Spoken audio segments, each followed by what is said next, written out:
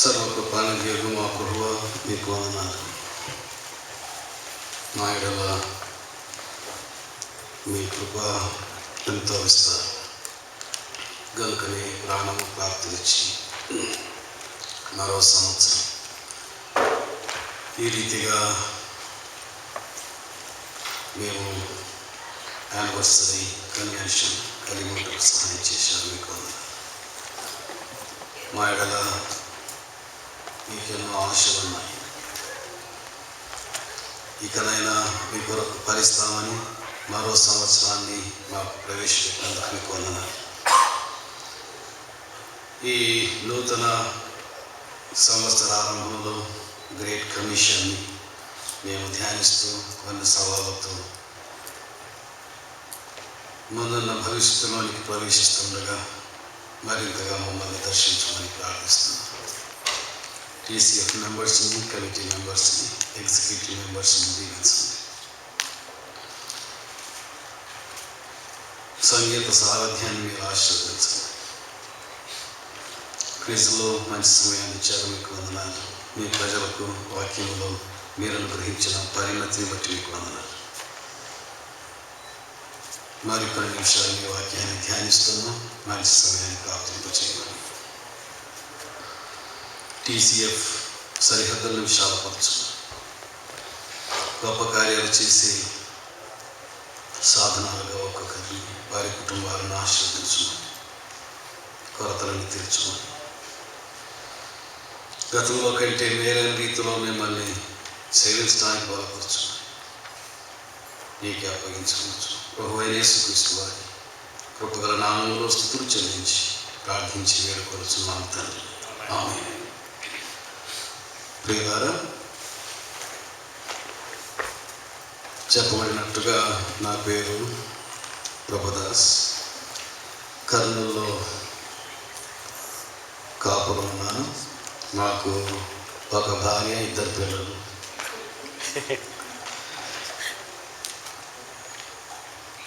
సహోదరి భౌతిక శాస్త్రం, ఫిజిక్స్ బోధిస్తారు. పాప బీటెక్ 3rd ఇయర్, బాబు +2 అనగా ఇంటర్మీడియట్ 2nd ఇయర్. చిన్న స్థానిక సంఘం ఉంది, అగాపే క్రిస్టియన్ అసెంబ్లీ. చిన్న మందను దేవుడిచ్చారు. చిన్న మందిరాన్ని కట్టుకుంటున్నాం. ప్రార్థన చేయండి. బైబిల్ కాలేజ్ ఒక 8 సంవత్సరాలుగా సాగుతూ ఉంది. 70 మంది దాకా విద్యార్థులు ఉన్నారు. విశ్వాసంతో సాగుతున్న పరిచర్య కొరకై మీరు ప్రార్థించండి. ప్రభు కృపలో ఒక 12 పుస్తకాలు రాయటం జరిగింది. మార్నింగ్ చెప్పినట్టుగా ఇందులో 50 sermons ఉన్నాయి. చాలా దీవెనకరంగా ఉంటాయి. వాక్యాన్ని నేర్చుకునే వారికి, నేర్పేవారికి ఆశ గల వారు సంతోషంగా తీసుకునండి. అలాగే శాంపిల్గా కొన్ని పుస్తకాలు తెచ్చాను. థియాలజీ, ప్రాపర్, దేవుడు అంటే ఎవరు, ఆయన్ని ఎలా అర్థం చేసుకోవాలి, ఈ పుస్తకం. అలాగే ఈ దినాల్లో యెహోవానే దేవుడు, క్రీస్తు దేవుడు కాదు అని బోధించే యెహోవా సాక్షులు ఇళ్ళకి వస్తారు. మీరు ఆ బోధకు గురి కాకుండా జాగ్రత్త పడాలంటే ఖచ్చితంగా ఈ క్రిస్టాలజీ పుస్తకాన్ని చదవాలి. క్రీస్తు దైవత్వాన్ని అర్థం చేసుకోవడానికి సహాయకరంగా ఉంటుంది. అలాగే ఈరోజు టీవీ వచ్చింది. పొగ పెడితే పాములు బయటకు వచ్చినట్టు ఇప్పుడు టీవీ పెడితే ఎక్కడున్న బోధకులంతా బయటకు వచ్చారు. సరే, తెల్లగా కనబడేటివన్నీ బాగు కాదు, ఎర్రగా కనబడేదంతా రక్తము కాదు, వినబడే బోధ అంతా సుబోధ కాదు. ఎందుకంటే గలిబిలి ఈరోజు ఎక్కువైంది గనుక ఈ న్యూమటాలజీ అసలు పరిశుద్ధాత్మ వ్యక్తియా శక్తియా?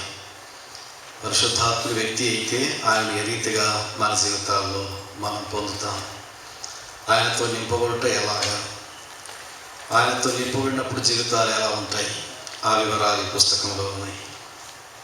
అలాగే రక్షణ ఉంటుందా, ఊడిపోతుందా?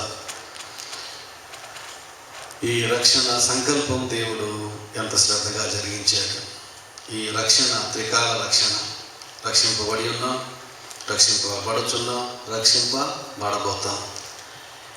3 tenses ఇన్ సాల్వేషన్ ఎక్స్పీరియన్స్. దాని వివరాలు ఏంటో ఈ పుస్తకంలో ఉన్నాయి. అలాగే ఎక్లీసియాలజీ, సంఘశాస్త్రం. ఏంటి సంఘం అంటే? 4 గోడలు, పైన కప్పు, శిలువ అంటే అదేనా సంఘం? సంఘం అంటే భౌతిక మందిరం కాదు, అది అసెంబ్లీ హాల్. సంఘం అంటే ఎక్లీసియా, దేవుని ప్రజ. పరిశుద్ధపరచబడి పరిశుద్ధులుగా ఉండటకై పిలువబడిన వారిని సంఘం అంటారు. ఆ సంఘంలో క్రమశిక్షణ ఎలా, పరిపాలన ఎలా, స్వయం ప్రతిపత్తి ఎలా, స్వయం అధికారం, స్వయం పోషణ, ఈ వివరాలు ఈ పుస్తకంలో ఉన్నాయి. ఆశ గలవారు కలవండి. ఈ పుస్తకాలు మీరు తీసుకుని చదివి ఆత్మీయ మేలు పొందాలని సవినయంగా మీకు మనవి చేస్తున్నాను. ఉదయకాలం వేళ గ్రేట్ కమిషన్లో 2 సంగతులు మనం ధ్యానం చేశాం. ఒకటవది మోడల్, రెండవది మ్యాగ్నిట్యూడ్. మ్యాగ్నిట్యూడ్లో మనం 5 సంగతులు చూసాం. స్పియర్, రెండవది సబ్జెక్ట్, మూడవది సివియారిటీ, నాలుగవది సర్మన్, ఐదవది స్కీమ్. ఈ 5 సంగతులు ఉదయకాలంగా విన్నవారు ఒక మంచి సెమినార్ లాగా మాకు అనిపించింది. We enjoy the topic very much అని చాలామంది సాక్ష్యం ఇచ్చారు. దేవునికి స్తోత్రం. సిస్టమాటిక్ స్టడీ చేసి మీ ఎదుటికి కొన్ని హ్యాండ్అవుట్స్ తీసుకురావడం జరిగింది. నాకు ఇవ్వబడిన సమయం బహు తక్కువ కాబట్టి ఈ సెషన్లో చెప్పవలసిన విషయాలు చెప్పడానికి అవకాశం లేదు. కనుక నాకు ఇవ్వబడిన 35 నిమిషాలలో 2 సంగతులు మనం ధ్యానం చేయాలి. అదేమిటంటే మెథడాలజీ, తర్వాత మీన్స్. కనుక ఈ గ్రేట్ కమిషన్ అనగానే మీకు 4 ఎమ్స్ గుర్తు రావాలి. ఫస్ట్ ఎం మోడల్, సెకండ్ ఎం మ్యాగ్నిట్యూడ్, థర్డ్ ఎం మెథడాలజీ, ఫోర్త్ ఎం మీన్స్. ఉదయకాలం వేళ 2 M's అయిపోయినాయి. మోడల్ స్టడీ చేశాం, మ్యాగ్నిట్యూడ్ కూడా స్టడీ చేశాం. ఇప్పుడు మూడవదిగా మెథడాలజీ. మెథడాలజీ అనగానే మనం గుర్తు చేసుకోవాల్సిన వచనం ఉదయకాలమే మనం చెప్పుకున్నాం. మత్తయి రాసిన సువార్త 28వ అధ్యాయము చివరి వచనాలు. అది గ్రేట్ కమిషన్లో మన మెథడాలజీకి సంబంధించిన వచన భాగం. మత్తయి సువార్త 28వ అధ్యాయము 19-20 వచనాలు. కాబట్టి మీరు వెళ్ళి సమస్త జనులను శిష్యులుగా చేయండి. తండ్రి యొక్కయు కుమారుని యొక్కయు పరిశుద్ధాత్మ యొక్కయు నామములోనికి వారికి బాప్తిసమిచ్చుచు నేను మీకు ఏ సంగతులను ఆజ్ఞాపించుతున్నో వాటినన్నిటినీ గైకొనవలనని వారికి బోధించుడి. ఈ వచనములో 4 components. Number 1 G, number 2 P, number 3 B, number 4 D. GPBD. G for go. దీని గురించి ఉదయమే మనం ధ్యానం చేశాం. How to go, what is the sphere, what are the frontiers the lord has given. కాబట్టి వెళ్ళుటలో మన పరిధి ఎంత అనేది మనం ఆలోచించాం. చాలాసార్లు మన పరిధి చాలా నేరో. ఈ నేరో స్పియర్ నుంచి బ్రాడ్ స్పియర్కి వెళ్ళిపోవాలి.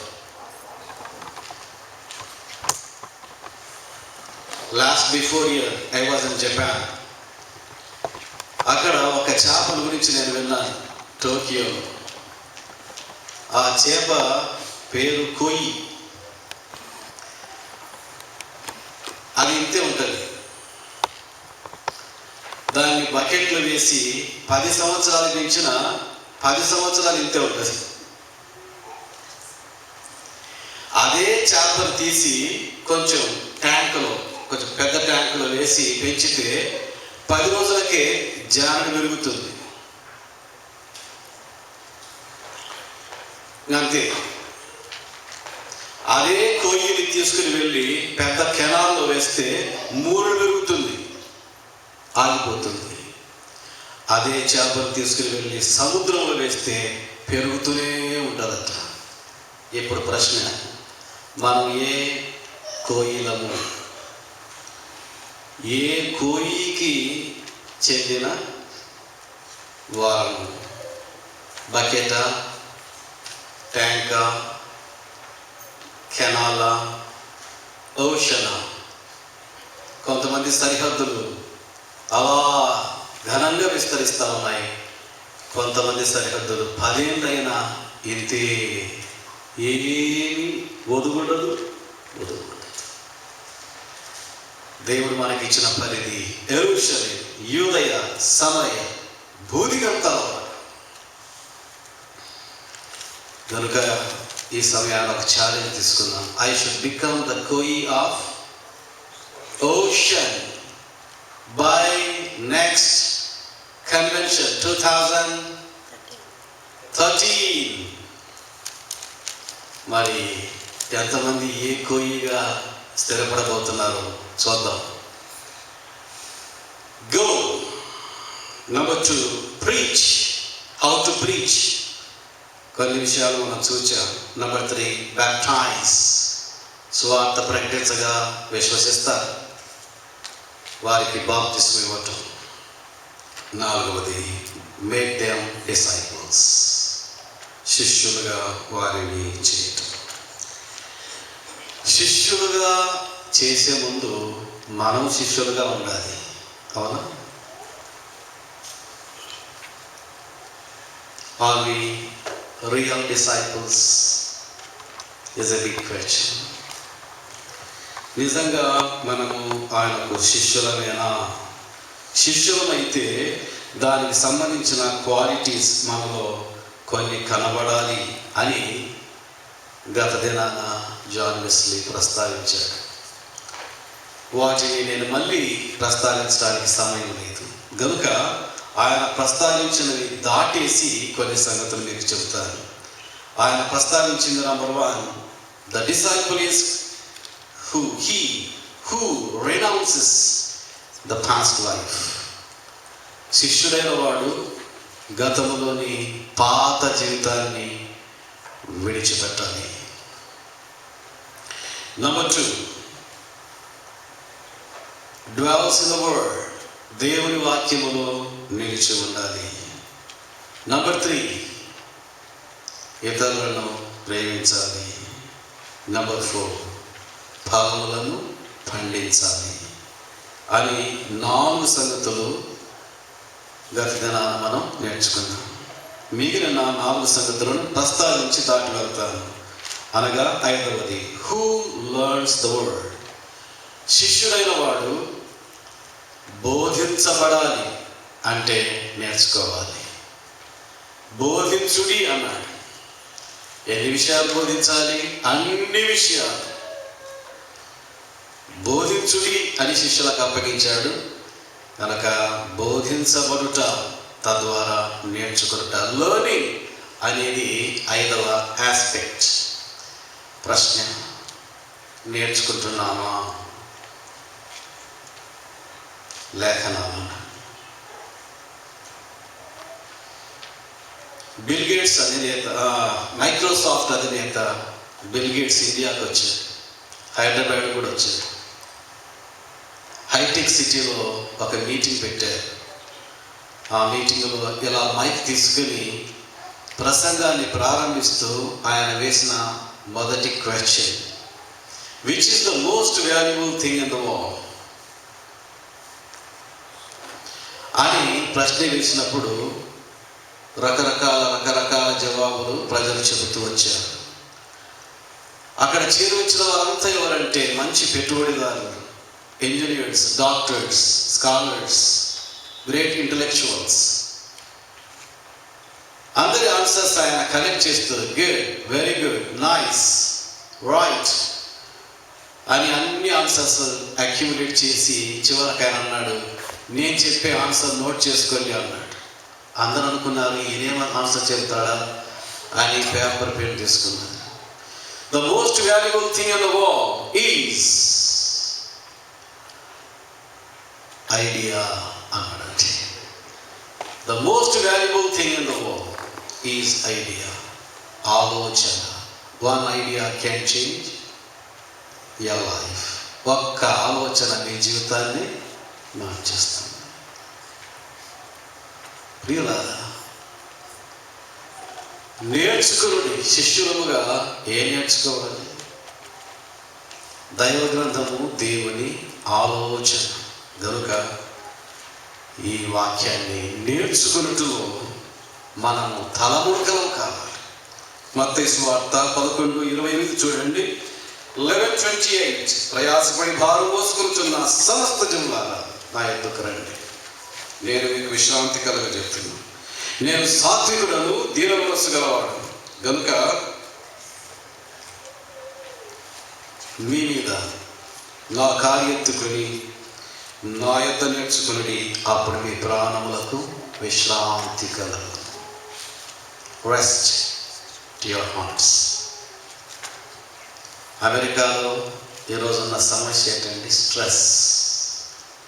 Software engineers, they are under stress, strain. Bible gives stress management.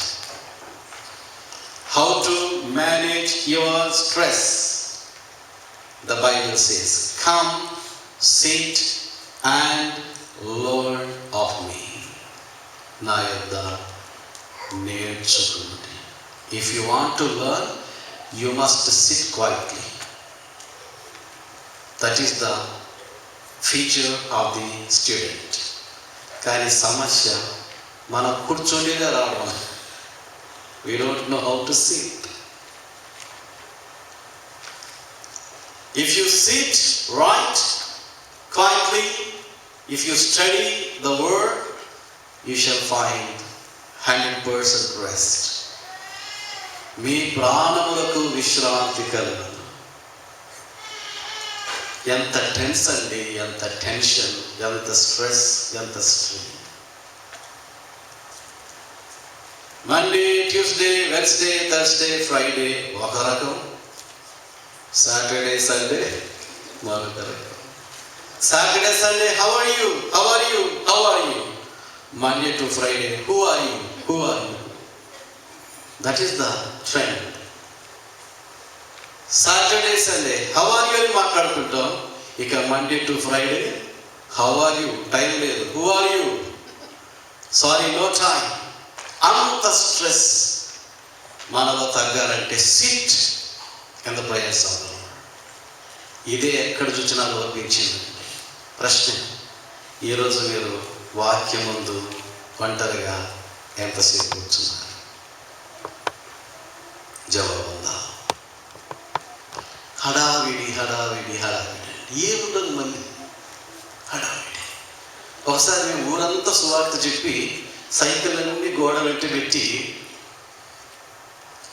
అక్కడ వేసిన మంచం మీద కూర్చున్నాం. ఆ ఇంట్లోని సహోదరి లోపలికి బయటికి లోపలికి బయటికి హడావిడి హడావిడి. మేము అనుకున్నాం రాక వచ్చాము కదా ఈ గుడికి, మనం దైవ సేవకులు అని. అక్క ఏదో హైదరాబాద్ ప్రయాణం చేస్తూ ఉంది, పాపం చాలా హడావిడి పడుతూ ఉంది అనుకున్నా మేము ఎంతకైనా అడుగుదామని. ఎంతక చాలా హడావిడి పడుతున్నారు, చెమటలు కారుస్తున్నారు, కేకలు పెడుతున్నారు, కేరింతలు కొడుతున్నారు. అసలు ఏంటి సంగతి, ఏం చేస్తున్నారు అంటే, అదే బ్రదర్ రాక వచ్చారు కదా, బ్రూ కాఫీ చేస్తున్నాను.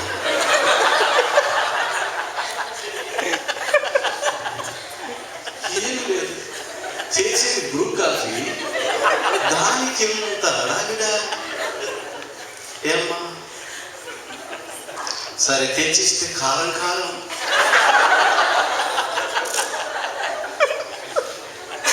లేనుండి సొంటి కాఫీ ఉంటుందిలే తాగండి కాదు. సొంటి కాఫీ అయితే తెల్లగా ఉంటుందన్నా, ఇదేమో ఎర్రగా ఉంది. అవునా త్రాగి చూస్తే మంట, ఏంటక్క ఇంత మంటగా ఉంది అని. అదేందన్నా మీరు దైవ సేవకులు అట్ట మాట్లాడతారు, రాక వచ్చారని మంచి కాఫీ చేసిస్తే కారం ఉందంటారు. లేదక్క త్రాగి చూడండి ఇస్తే ఆమెకు మంట నెత్తికెక్కింది. అప్పుడు వెళ్ళి చూసుకుంటాను ఉంది కిచెన్ రూమ్లో, రెండు పక్కనే ఉన్నాయి సీసాలు, కారం పొడి సీసా, కాఫీ పొడి సీసా. ఈ హడావిడిలో కాఫీ పొడి ఏమి వేసింది, కారం పొడి వేసింది. రుచిగా ఉండవలసిన కాఫీ కారం కావాలి. స్నేహితులారా, Christian life is quiet life. Christian life is a peaceful life. సమాధానాన్ని ప్రజలు మన దగ్గర నేర్చుకోవాలి, నిమ్మలాన్ని ప్రజలు మన దగ్గర నేర్చుకోవాలి, నెమ్మదిని ప్రజలు మన దగ్గర నేర్చుకోవాలి. మన ఫేస్లో ఆ ట్రాంక్విలిటీ ఉట్టిపడుతూ ఉండాలి. కానీ చేసేది కాఫీ, దీనికి ఎంత హైరానా? కారణం ఏంటంటే మనం కూర్చునేది రాదంటే సమస్య. మరి మా ఉత్తమమైన దానిని ఏర్పరచుకున్నాం. ఏంటి ఉత్తమమైనది? మనం ఉత్తమమైన దాని ఉత్తమమైనది కదా ప్రియులారా. కూర్చునేది నేర్చుకుందాం, లేఖనాలను పఠిద్దాం. The best book to read is the Bible. అదొక్కటి మనకు తెలుసు. క్రైస్తవులు అబద్ధాలు ఆడరు కానీ అబద్ధాలు పాడతారని చెప్పాడు మార్నింగ్ జోయో. నిజమే. The best book to read is the Bible. We sing, but we don't read. Have you read the Bible today? Do you know Brother Bhakti Singh of India? He never posed the question, how are you? ఎవరికి కూడా how are you అని ప్రశ్నించేవాడు కాదట. Morning ఎవరైనా కలిస్తే మనం ఏమంటాం, good morning, how are you అంటాం. ఆయన గుడ్ మార్నింగ్ అని have you read the Bible అనేవాడంట. ఎస్ అంటే యు ఆర్ రైట్. స్నేహితులారా, ఆలోచించేద్దాం. In our busy schedule we are under stress and strain to avoid, to get it off this great problem, whether in America or in India. We should sit quietly before the presence of the Lord and study the Word. The more you study, the more tranquility you enjoy. Do you know, I studied 6 PGs, 2 PG diplomas and 2 PhDs, thoroughly 10 years, 10 degrees. No book has changed me. No book has disciplined me. No book has discipled me except the Word. దేవుని వాక్యము నాకు నేర్పించినంత నిమ్మలము ఏ psychology నేర్పించలేదు. I have taught psychology for 14 years. 14 batches I have sent. No psychology has changed my life. One idea can change your life. ఒక ఆలోచన మీ జీవితాన్ని మారుస్తుంది. That is the counsel idea of the Lord. That is the Bible. So the more you study, the more you can enjoy tranquility in your life. Being a disciple of the Lord Jesus Christ, sit quietly, change your mindset today. Take time, sit before the Bible. I study hours together. Every day, maximum 4 hours I sleep. Maximum, that is. I study hours together, 1 hour, 2 hours, 3 hours, 4 hours. I don't get any boredom or fatigue. I enjoy tranquility, calmness in my life. So Christian life is peaceful, tranquil, quiet life. దేవుని శిష్యులుగా ఇది నేర్చుకుందాం. కాబట్టి ఒకటోది learning, రెండవది bearing the cross. శిష్యుడైన వాడు సిలువను మోయాలి. మత్తయి సువార్త 16వ అధ్యాయము 24వ వచనం చూడండి. Matthew 16:24. అప్పుడు యేసు తన శిష్యులను చూచి, ఎవడైనను నన్ను వెంబడింపగోరని ఎడల తను తాను ఉపేక్షించుకొని తన సిలువనెత్తుకొని నన్ను వెంబడించాలి. Learning the word. Number 2, bearing the cross, carrying the cross. సిలువను ఎత్తుకొని. వెంబడించాలి. Cross, that is suffering. Christian life is not a bed of roses. శ్రమలు జీవితంలో వస్తాయి. అయితే వినండి, శ్రమల్లోనే ఏమున్నాయండి? సిరులు. Riches are hidden in the sufferings. Riches are hidden in sufferings. శ్రమలోనే దేవుడు సిరులను దాచాడు. తల్లి అనిందట ముసలాన్ని, పాప 13 సంవత్సరాలుగా, ఎన్ని సంవత్సరాలు? 13 సంవత్సరాలుగా నీవు నా దగ్గర పనిచేస్తానన్నావు కనుక నేను చచ్చే ముందు నా ఆస్తి అంతా నీకే ఇస్తలే అని పనిపిల్లతో అంటే, పనిపిల్ల ఎంతో సంతోషపడింది, ఆశ పెట్టుకుంది. కొన్నాళ్ళకు ముసలామె చనిపోయింది.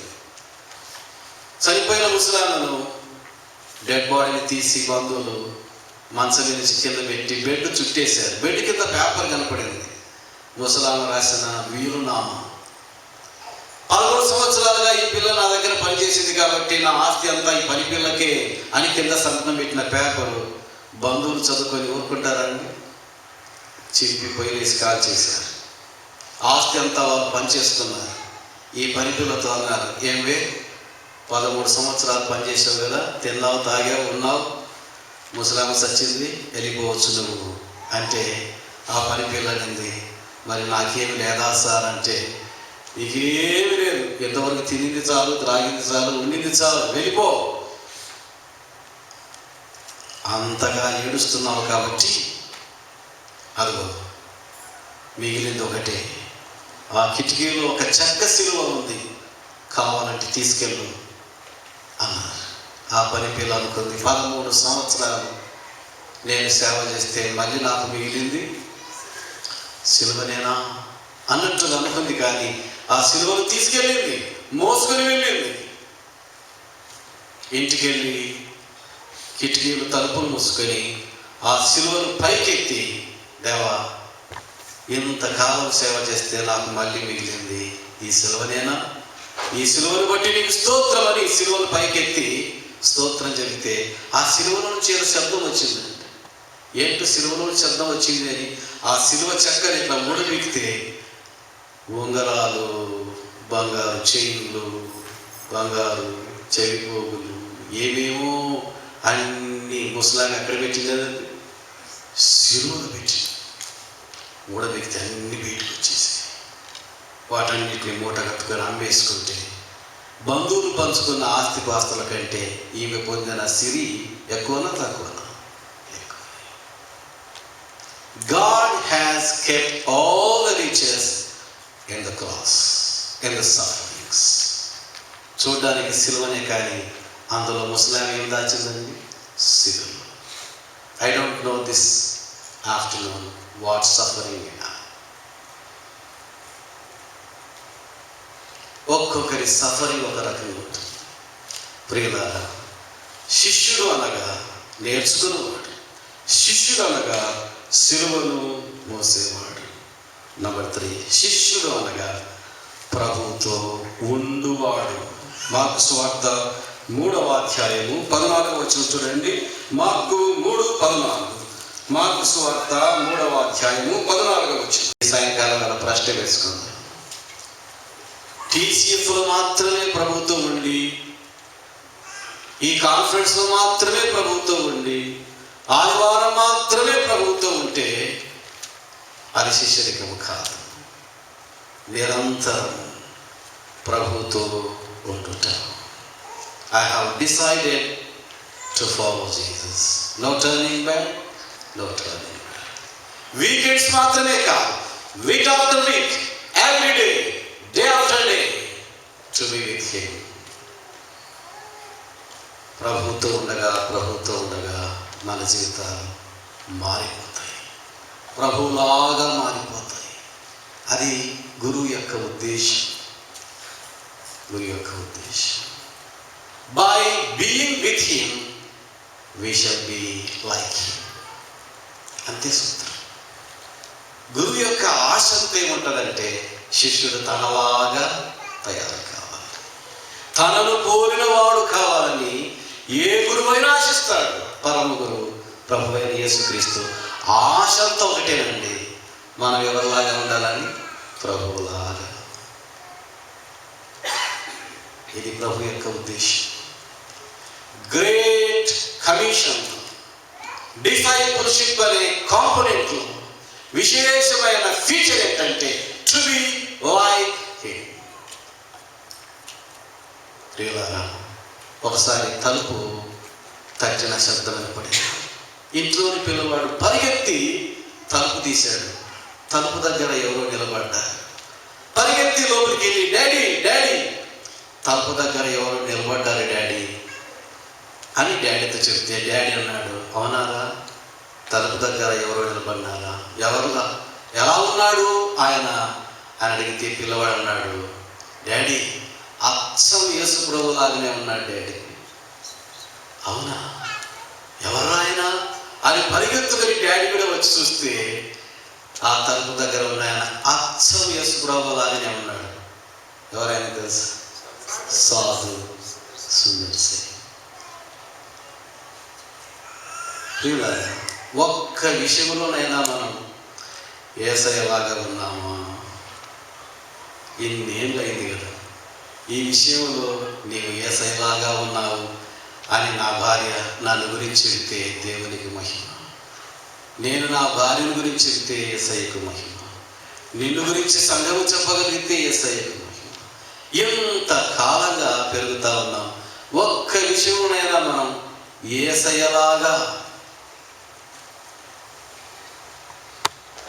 ప్రియులారా ఆలోచిద్దాం. ప్రభు వలె ఉండటం, ప్రభుతో ఉంటుండగా ఆ సారూప్యత.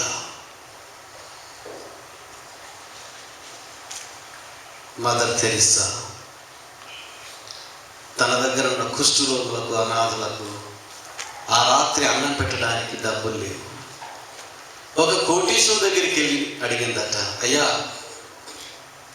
సేటు గారు, అదిగో ఆ కుష్ఠరోగులకు, అనాథులకు అన్నం లేదు ఈ రాత్రి పెట్టడానికి, ఏమైనా ఇస్తావంటే ఆ నీచుడు నోటి నిండా ఉమ్మి తెచ్చుకొని ఆ మదర్ తెరిసా చేతిలో అలా మూసేశాడట. మూస్తే ఆమె అనిందట, సార్ థ్యాంక్ యూ, ఈ ఉమ్మి నాకు, మరి ఈ నిరుపేదలకు ఏమిస్తావో దయచేసి ఇవయ్యా అని రెండో చెయ్యి చాపితే ఆ సేట్ అనుకున్నాడు, ఏంట్రా చేతిలో ఉమ్మి వేస్తే థ్యాంక్ యూ ఇది నాకు అంటున్నావు, మళ్ళీ రెండవ చెయ్యి చాపి నిరుపేదలకు ఏమిస్తావు అని చెయ్యి చాపేవే, వరమ్మా నీవు? నేను తెరిస్తాను. చేతిలో ఉమ్మి వేస్తే థ్యాంక్ యూ అన్నావే, ఇది ఎక్కడ నేర్చుకున్నావు?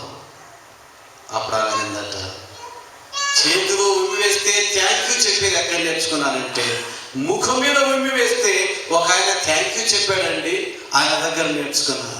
ఎవరండి ఆయన? ముఖం మీద ఉమ్మి వేస్తే థ్యాంక్ యూ చెప్పినవాడు, క్షమించుదేవా అని చెప్పినవాడు ఎవరయ్యా ఆయన? ఎవరమ్మా ఆయన? ఆయన యేసుక్రీస్తు అని ఆ యేసుక్రీస్తు దగ్గర నేను నేర్చుకున్నాను సహనం అని చెబితే అప్పటికప్పుడే మదర్ తెరిసాకి 70 లక్షల విలువ చేసే ఒక బిల్డింగ్ని అనాథల కొరకై ఆయన రాసిచ్చారట. సహనము ద్వారా 7 నిమిషాలలో ఎన్ని లక్షలు సంపాదించుకుందండి? 70 లక్షలు. కోపము ద్వారా ఎన్ని పోగొట్టుకుంటున్నాము, సహనం ద్వారా ఎన్ని సంపాదించుకోగలము. ఆ తల్లి ఎక్కడ నేర్చుకుందట అండి? యేసయ్య శిలువ దగ్గర. స్నేహితులారా, యేసయ్య కోరింది ఏంటంటే తనతో ఉండున్నట్లుగా ఆయన నియమించాను. ఈ సాయంకాలం వేళ ఆలోచన చేద్దాం, ఆయనతో ఉండటానికి ఆలోచన. ప్రియులారా, మన యొక్క మెథడాలజీలో డిసైపుల్షిప్ మనం చూచాం. అందులో 3 సంగతులు ధ్యానం చేశాను. దాటి వెళ్ళిపోదాం మన అంశానికి. 4వది మీన్స్ ఆఫ్ మిషన్. ఈ మిషన్, ఈ గ్రేట్ కమిషన్ మనం సాధించడానికి వాట్ ఈస్ ద మీన్స్? దేవుడు మనకిచ్చిన వనరులు ఏంటి? ఒక మాట చూచి మనం ప్రార్థన చేద్దాం. చూడండి, మీన్స్ ఆఫ్ ది మిషన్. అపోస్తల కార్యములు 1వ అధ్యాయం. అపోస్తల కార్యములు 1వ అధ్యాయము 8వ వచనం. అయినను పరిశుద్ధాత్ముడు మీ మీదకి వచ్చినప్పుడు మీరు శక్తి నొందెదరు గనుక మీరు యెరూషలేములోను యూదయ సమరయ దేశములంతటను భూదిగంతముల వరకును నాకు సాక్షులై ఉందురు. What is the means? It's a big project before us to reach the homes, surroundings, neighborhood, other parts of the world with gospel. How to reach? What is the means? Only one means, that is the power of the Holy Spirit. ఈ సాయంకాలం వేళ గుర్తిద్దాం, భక్తులు దేవుని కొరకు గొప్ప గొప్ప కార్యాలు చేశారంటే దేని ద్వారా చేశారు చెప్పండి? పరిశుద్ధాత్మ శక్తి. ఆ శక్తి ఎంత శక్తివంతమైందో ఒక్క వచనాన్ని మీకు న్యాయాధిపతుల గ్రంథంలో చూపిస్తాను. చూడండి, అది చాలా జాగ్రత్తగా నోటీస్ చేయవలసినటువంటి వచనం. న్యాయాధిపతుల గ్రంథం దయచేసి గమనించండి, 14వ అధ్యాయం. Very marvellous words. పరిశుద్ధాత్మ శక్తి ఎంత పొటెన్షియలా, ఎంత శక్తివంతమైందా అని మనకు అర్థమవుతుంది. న్యాయాధిపతుల గ్రంథం 14వ అధ్యాయం 5వ వచనం 6వ వచనం. శక్యమైతే అండర్లైన్ చేయండి, స్కెచ్ పెన్ ఉంటే అండర్లైన్ చేయండి, శక్యమైతే బై హార్ట్ కూడా చేయండి. ఏమిటా వచనం? 5వ వచనం. అప్పుడు సంసోను తన తల్లిదండ్రులతో కూడా తిమ్నాతులకు పోయి, తిమ్నాతు ద్రాక్షతోట వరకు వచ్చినప్పుడు కోదమ సింహం అతని ఎదుటికి బొబ్బరించుచూ వచ్చాను. ఇప్పుడు చదవండి 6వ వచనం. యెహోవా ఆత్మ అతనిని ప్రేరేపింపగా అతని చేతిలో ఏమీ లేకపోయినను ఒకడు మేకపిల్లను చీల్చినట్లు అతడు దానిని చీల్చెను. దేనిని? ఏ సింహం? కొదమ సింహం అంటే యవ్వన సింహాన్ని ఎలా చీల్చాడయ్యా అంటే, ఎలా చీల్చాడంటే మేకపిల్లను చీల్చినట్టు. ఒక మాట అక్కడ గమనించాలి, అతని చేతిలో ఏమీ లేదు. అతని చేతిలో ఏమీ లేకపోయినాను. ఎలా చీల్చాడయ్యా అంటే యెహోవా ఆత్మ. ఈ సాయంకాలం వేళ ఈ మాటను గమనిద్దాం. ఏమీ లేకపోయినాను, you can do wonders for God by the power of the Holy Spirit. పరిశుద్ధాత్మ శక్తి చేత. మనందరిలో పరిశుద్ధాత్ముడు ఉన్నాడు. అయితే మనకు కావాల్సింది ఆ పరిశుద్ధాత్మ నింపుదల. ఎలా సాధ్యం? 4 సూత్రాలు చెప్పి నేను కూర్చుంటాను. పరిశుద్ధాత్మ చేత ఒక వ్యక్తి నింపబడినప్పుడు అతని దగ్గర ఇక ఏమీ లేకపోయినా కోదమ సింహాలను కూడా చీల్చగలుగుతాడు. ఎలాగూ? మేకపిల్లలు చీల్చినట్లుగా. ఆస్వాల్డ్ జే స్మిత్ అని కెనడా గొప్ప దైవజనుడు, ఆయన తన స్థానిక సంఘం నుంచి 400 మంది మిషనరీస్ని ప్రపంచానికి పంపించాడు. మనం ఒకరిని పంపించడానికి నిలుపుకపోతున్నాం. 400 మందిని టొరంటో అసెంబ్లీ 400 మందిని ప్రపంచానికి పంపించిన సంఘం. ఆ సంఘానికి నాయకుడు ఆస్వాల్డ్ జే స్మిత్. ఆయన ఒక పుస్తకం రాశాడు, ద మ్యాన్ గాడ్ యూజెస్. దేవుడు వాడుకొని మనుషులు అనే పుస్తకంలో దేవుని ఆత్మ చేత నింపబడుట ఎలాగా అనే దానికి 4 సూత్రాలు చెప్పాడండి. Number 1 confession, number 2 renunciation, number 3 supplication, number 4 submission. ఈ 4 ఒక వ్యక్తిలో ఉన్నాయంటే ఆ వ్యక్తి దేవుని ఆత్మ చేత నింపబడి వాడబడతాడని రాశాడండి. అది చదివిన తర్వాత నేను ఎక్కువగా 4 సూత్రాలు పాటించడం ప్రారంభించానండి. పరిచర్యలో దేవుడు నాకు ఎంతో సహాయం చేస్తాడు. మీరు అనుకోవచ్చు ఈ మెసేజ్ అంతా ఎక్కడ కాపీ పెట్టాడా అయ్యా అని. ఎక్కడ కాపీ పెట్టింది కాదు. I sat in the presence of the Lord. Studied.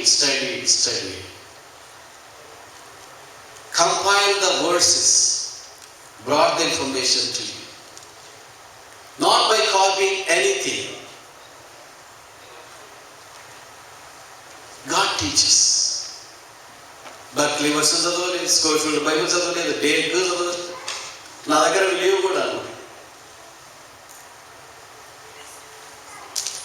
ప్రియులారా, దేవుని ఆత్మచేత నింపబడడానికి మొదటి సూత్రం కన్ఫెషన్. సామెతలు 28:13. సామెతల గ్రంథం 28వ అధ్యాయము 13వ వచనం. తన అతిక్రమము దాచిపెట్టువాడు వర్ధిల్లడు, వాటిని ఒప్పుకొనుట.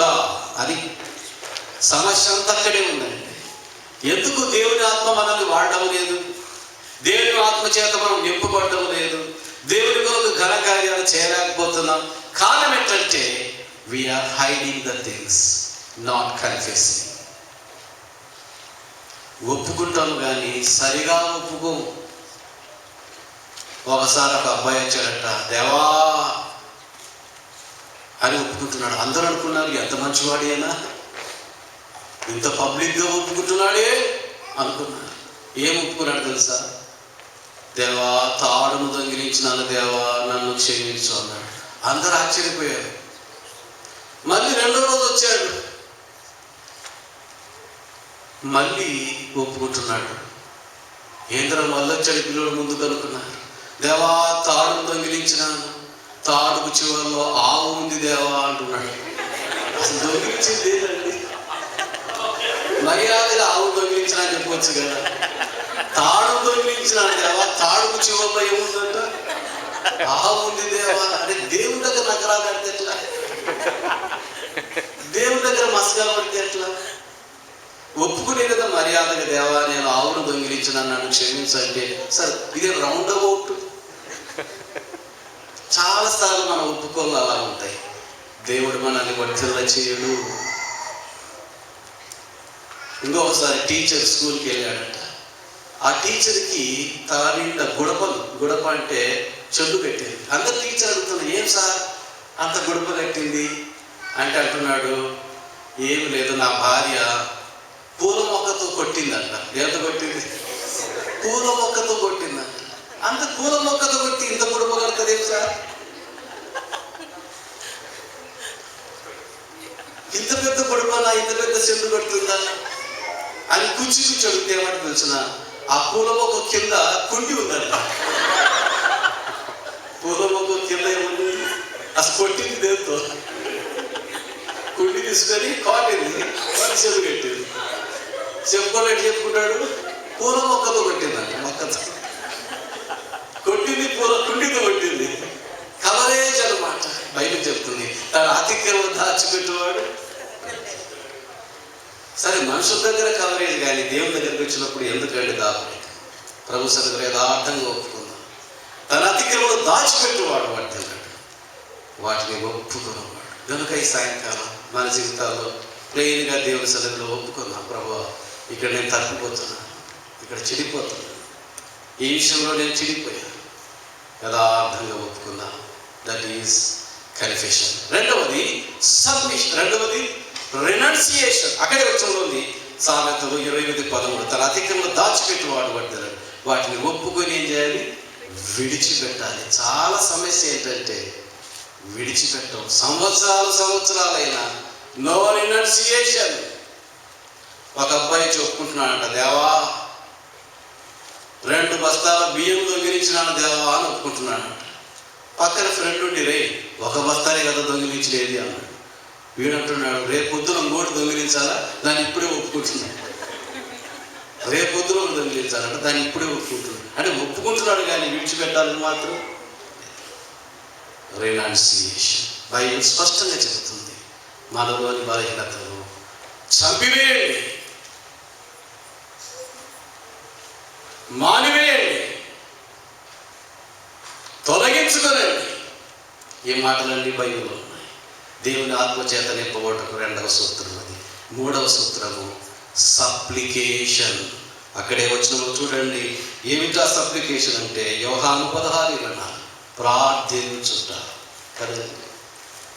ఏమి లేకపోయినా మోనిక తన కుమారుడు జాన్ వెస్లీ కోసం ఏళ్ళ తరబడి చేసిన ప్రార్థన జాన్ వెస్లీని రక్షించి ఇంగ్లాండ్ గజగజలాడించి. స్నేహితులారా, మన బిడ్డల కోసం ఏడ్చేవాడున్నారా? అసలు ప్రార్థిస్తున్నామా మనము?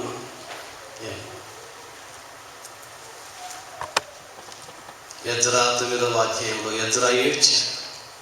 దానియేలు 9వ అధ్యాయంలో దానియేలు ఏడ్చాడు. నెహెమ్యా గ్రంథం 9వ అధ్యాయంలో నెహెమ్యా ఏడ్చాడు. ఇర్మియా గ్రంథం 9వ అధ్యాయం 1వ వచనంలో ఇర్మియా ఏడ్చాడు. ఏడ్చే భక్తులు